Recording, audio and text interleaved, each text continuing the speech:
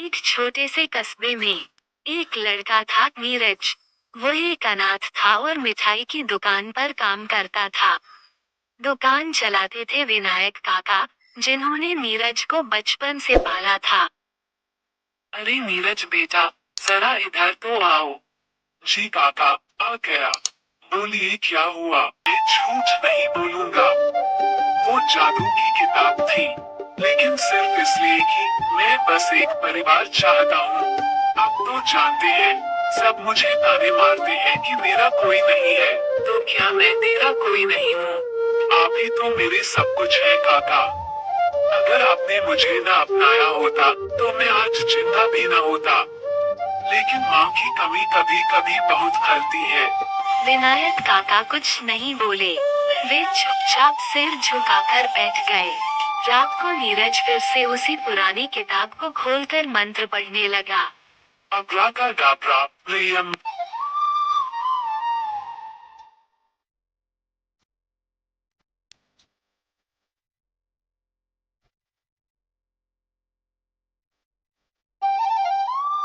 कुछ नहीं हुआ। नीरज निराश हो गया। नीरज खुद से सब बकवास है। शायद जादू जैसी चीजें असली में होती ही नहीं। तो इतनी जल्दी हार मान ली। का कौन है? मैं हूँ तारिका, एक जादुई बोलने वाली चिड़िया। तुम चिड़िया बोल रही हो? हाँ, और मैं तुम्हारी मदद करने आई हूँ। मेरी शक्तियों के बिना तुम्हें वो परिवार नहीं मिलेगा जिसकी तुम तलाश कर रहे हो। नीरज ने चिड़िया के कहने पर फिर से मंत्र पढ़ा। अब्राकाडाब्रा, प्रियम, बुर्रा वर्दा।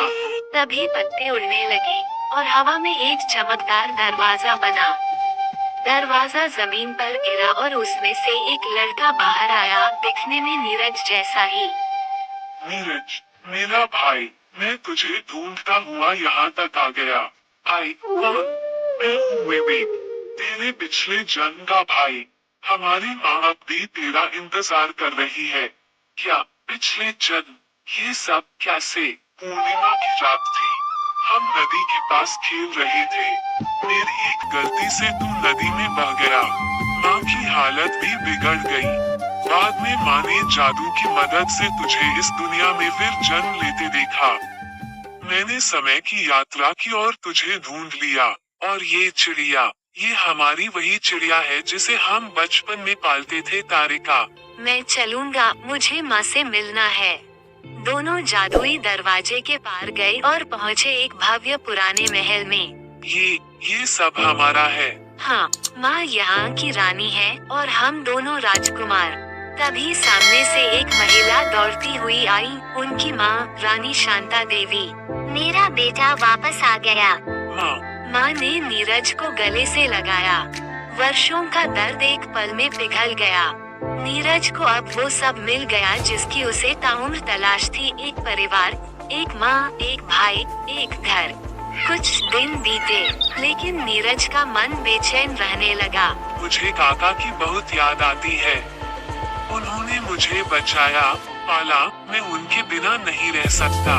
लेकिन तुम यहाँ के राजकुमार हो। पर शायद वो दुनिया ही उसका सच्चा भविष्य है। पिछले जन्म के कर्मों से भाग्य जुड़ा होता है, लेकिन मन से जो रिश्ता बनता है वही असली होता है। जाओ बेटा, अपने सच्चे परिवार के पास जाओ।